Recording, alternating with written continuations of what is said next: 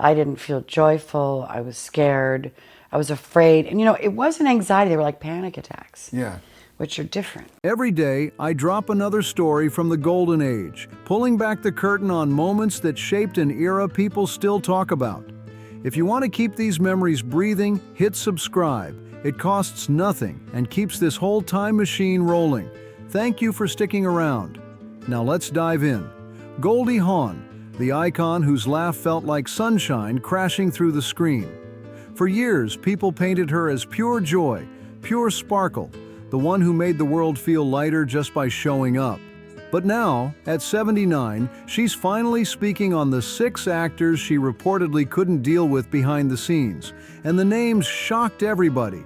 They used to call her the golden girl of the whole country, the one Hollywood treasured. Then, the chatter began.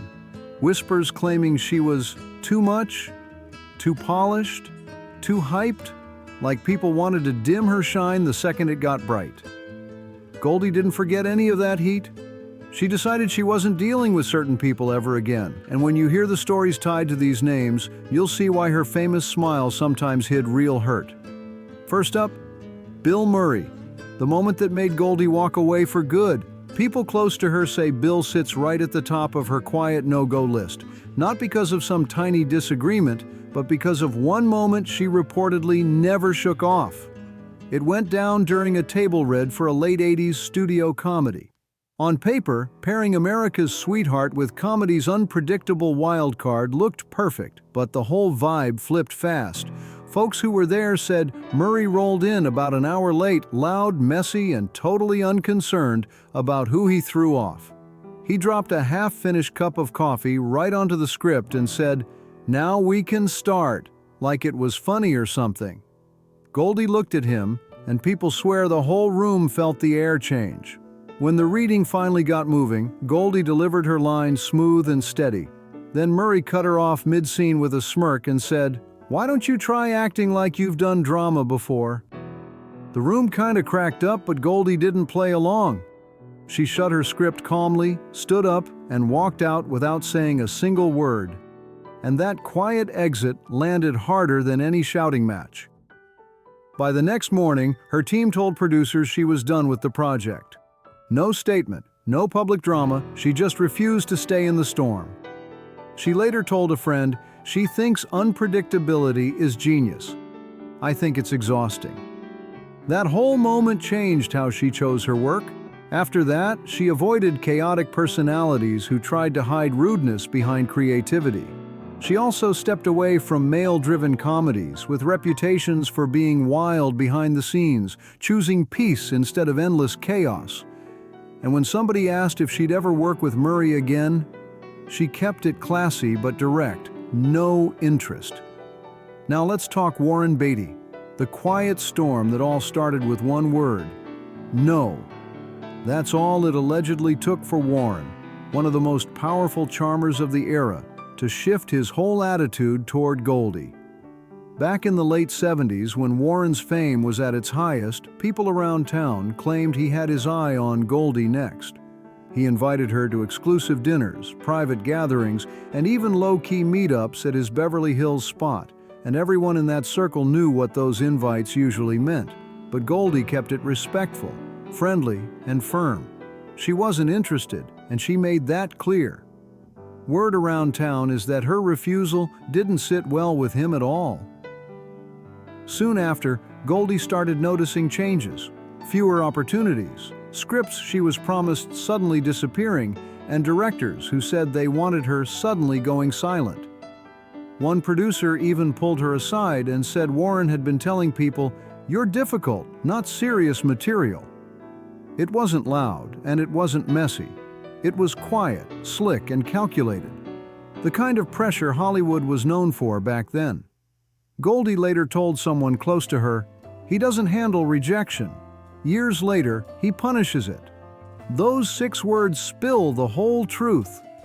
What started as a simple no reportedly turned into a long shadow that followed her through the early 80s. People in the industry said Warren's influence at the time was massive, and he wasn't shy about using it when his ego took a hit. Goldie never blasted him publicly. She didn't go off, she didn't drag him, she just let silence do the talking, letting the years reveal what she refused to shout. Then came the moment fate tossed them into the same room again, an award show packed with stars, flashing lights, and cameras aiming from every angle.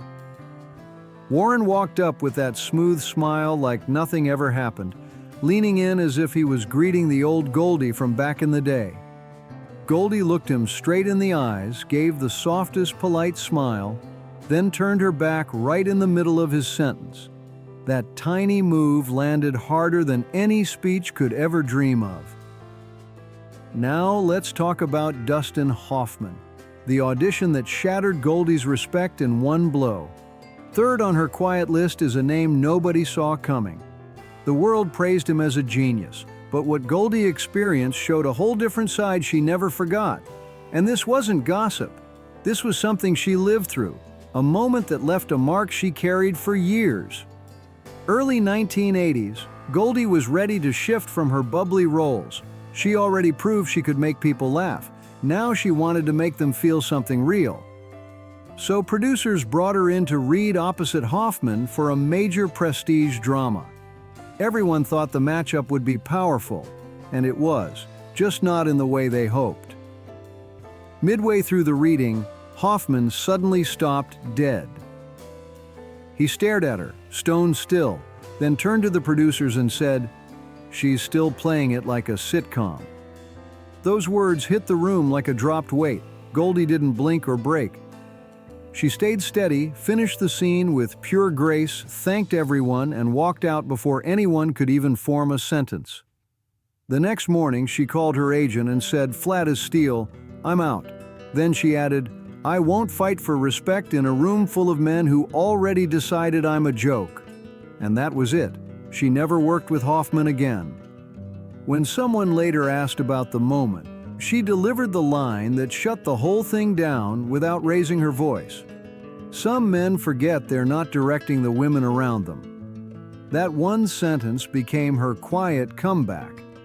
People said Hoffman thought he was exposing her weakness, but all he did was show his own arrogance, while Goldie walked away with her dignity untouched. Next up is Chevy Chase, the on-set ego that crushed their friendship for good. You want to know how tense things got? Goldie once told a friend, "If I ever have to smile next to Chevy Chase again, I'll quit Hollywood." That's how deep their crack ran, and that's why he sits at number 4 on her silent no-go list. Back in 1978, Foul Play looked perfect on paper. Goldie was the nation's sweetheart, and Chevy was the rising comedy favorite. On camera, their chemistry sparkled, but behind the scenes, the vibe twisted fast. Chevy walked around like the whole studio was his personal playground. He mocked lines, rewrote jokes on the spot, flipped scenes around, and whenever Goldie's jokes hit harder than his, he'd slump in a corner muttering, "She's lucky to be here." Goldie tried to keep things cool, cracking jokes, smoothing things over, trying to keep the peace, but even she couldn't hold that shaky set together forever. One night, after yet another clash over a scene, Chevy stormed off set and refused to come back until the director rewrote the moment exactly the way he wanted. The entire production froze while he cooled down, and that's when Goldie realized the friendship they once had wasn't coming back. Goldie stayed behind on the steps after another draining day on set, trying to catch her breath while the tension still hung in the air. When the cameras finally shut down, she leaned toward her stylist and whispered, "He's not funny, he's just mean." That quiet line cut deeper than any fight, and everyone close to her knew exactly what she meant. By the end of filming, the distance between her and Chevy wasn't just noticeable, it was permanent. The studio practically begged her to sign on for a sequel, throwing huge money at her like it would fix everything. She didn't even hesitate before saying she wasn't interested. She told her agent she was done, and that was the end of the road for that partnership.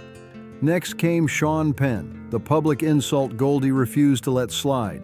By the time she reached number 5 on her whispered list of people she avoided, she thought she had seen every type of arrogance Hollywood could toss her way. But then she crossed paths with Sean, and according to people who were there, nothing could have prepared her for what happened that night. This wasn't some hidden backstage situation. This moment unfolded right under chandeliers in a packed ballroom. It was 2014 at a Malibu charity gala, and Goldie had been invited to give a short speech about mental health, something she always took seriously. The room went quiet as she approached the microphone, except for Sean Penn at his table, who sighed loudly, rolled his eyes, and said, "Another celebrity wellness." People sitting nearby froze like they knew he went too far, but Goldie didn't let it shake her. She stayed focused and delivered her speech with heart. When the room applauded her with warm energy, Sean leaned back, smirking, and dropped a line she never forgot. She should stick to giggling. Goldie didn't react. She simply raised her glass with a calm smile and left the event early, handling it with class in front of everyone. But once she got into the car afterward, the truth slipped out. "My whole career, and I'm still reduced to giggles." That was the moment she drew a line she never moved again. From that point on, she refused invitations to any event where Sean Penn's name showed up. And when someone asked her years later about him, she kept it clean and simple. "Not my energy." She wasn't angry anymore. She was just finished, and she meant it. Then came Kirk Douglas, the legend who made her feel invisible in a room full of people. You'd expect the final name on Goldie's quiet no-go list to be a rival, maybe another comedian with a sharp mouth or someone known for being reckless. But the twist was that it turned out to be Kirk Douglas, one of the most respected figures in the entire industry. And according to folks who witnessed it, the way he treated her at a late 1990s industry event left a mark she never forgot.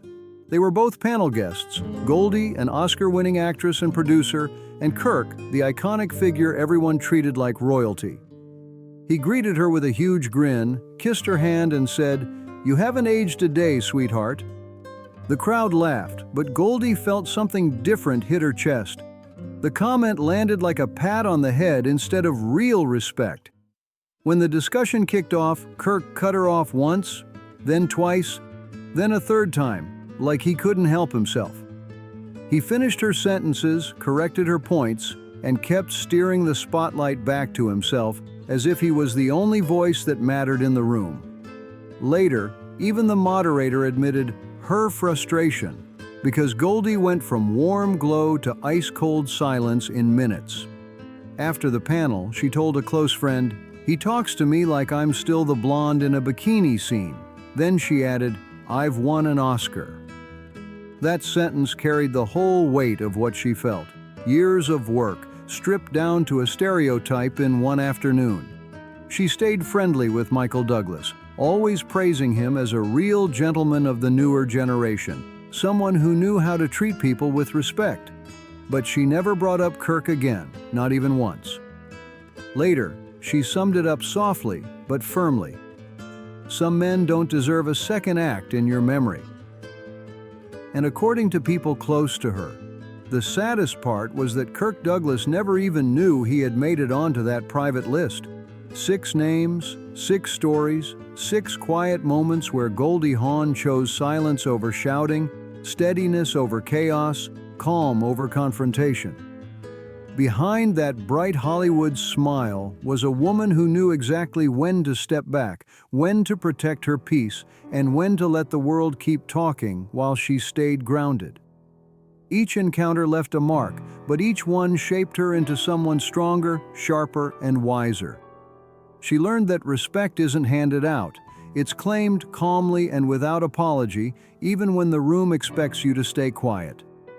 Goldie could have blasted every situation to the public, could have held press conferences, could have spent years exposing every slight that ever came her way. But she chose another route. She understood that real power isn't about shouting the truth louder than everyone else. It's about keeping your energy intact, staying centered, and refusing to let anyone's ego dim your shine. From Bill Murray's unpredictable chaos to Kirk Douglas's subtle domination, Goldie learned how to navigate Hollywood on her own terms. She kept her balance in an industry where egos, pressure, and expectations try to swallow you whole, and through all of it, she never let go of her peace again. Her strength wasn't loud, it was steady. She showed that walking away isn't weakness, it's strategy. One quiet step, one polite no, one raised glass can speak louder than years of gossip or headlines. And even with everything she carried, her laugh never faded. That same laugh that lit up theaters also hid sharp intelligence, a street-smart understanding of people, and a powerful sense of self-worth. Goldie Hawn didn't just survive Hollywood. She handled it with precision, grace, and a quiet fire that people underestimated until it was too late. She proved that kindness isn't softness, and confidence doesn't need a microphone to be heard.